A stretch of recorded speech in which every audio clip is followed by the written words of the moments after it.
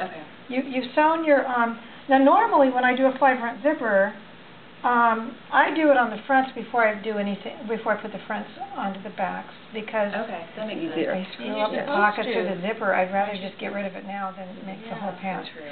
So what I do, Mimi, is obviously, because you want the crotch seam to be sewn last, Yeah. I just permanently sew a little bit of the center front together.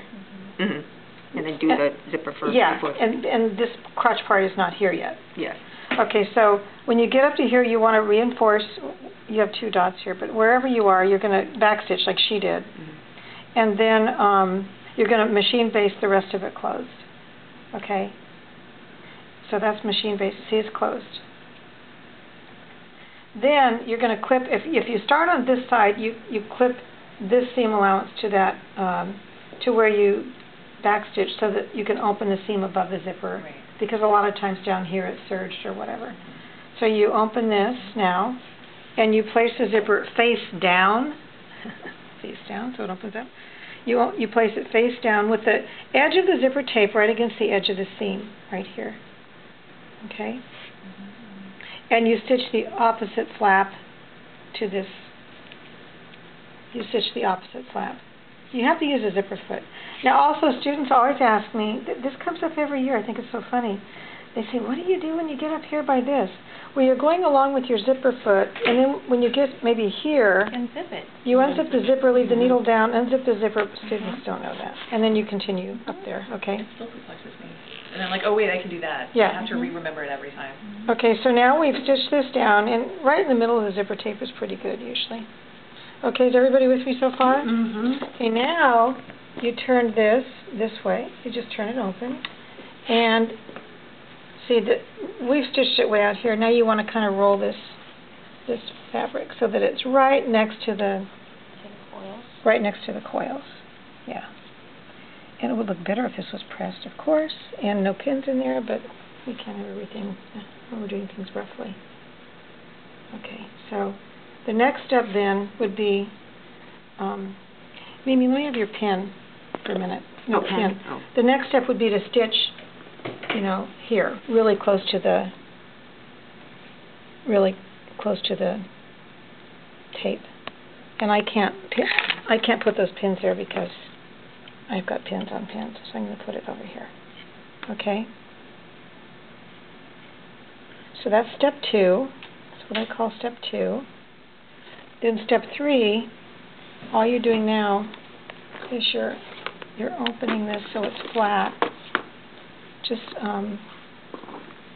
lay this out now so it's flat, perfectly flat. You're not pulling or tugging anything. And then grab hold of this side and stitch this tape to this flap.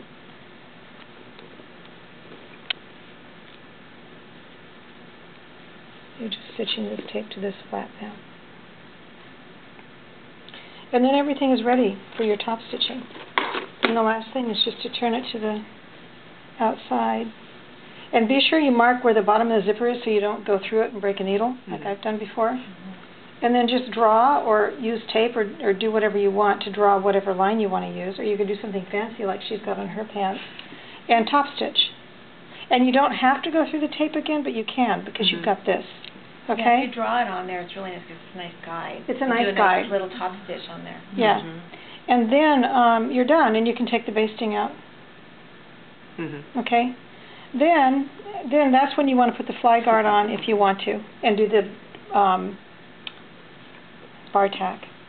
And you do need to do a bar tack with a fly front zipper because they're under so much pressure and so much stress. This pant, no. But the jeans that the rest of us have on, yeah, there's a lot of stress and there's Lycra, so you need his bar tack so that it doesn't rip out on the bottom. And it holds the bottom of the fly guard in place. So that's that. But if you guys, if there's anybody in here who doesn't care about fly front zippers, and you still want to be able to get in and out of your pants, I'll show you. And I can bring samples for this too if you guys want to see them, because I've got the whole thing going in pant construction. It's 4 Sundays. It's a lot of work. I thought I was off the hook, but they wanted me to bring in some other types of pockets I could do, so I spent this week working on it. Some other pockets, you get samples runner. So I had to push out another job that I'm supposed to have ready, but that's okay. All right, so if you don't want the fly front zipper, what you can do is you can have zipper. Where the pocket is. Yeah, but the zipper's hidden. Yeah, I think I have a pair of pants like that. The zipper's inside, and you don't see it, but the waistband has to open here. There's no. This is some. Oh, okay, yeah. Okay, the waistband opens here.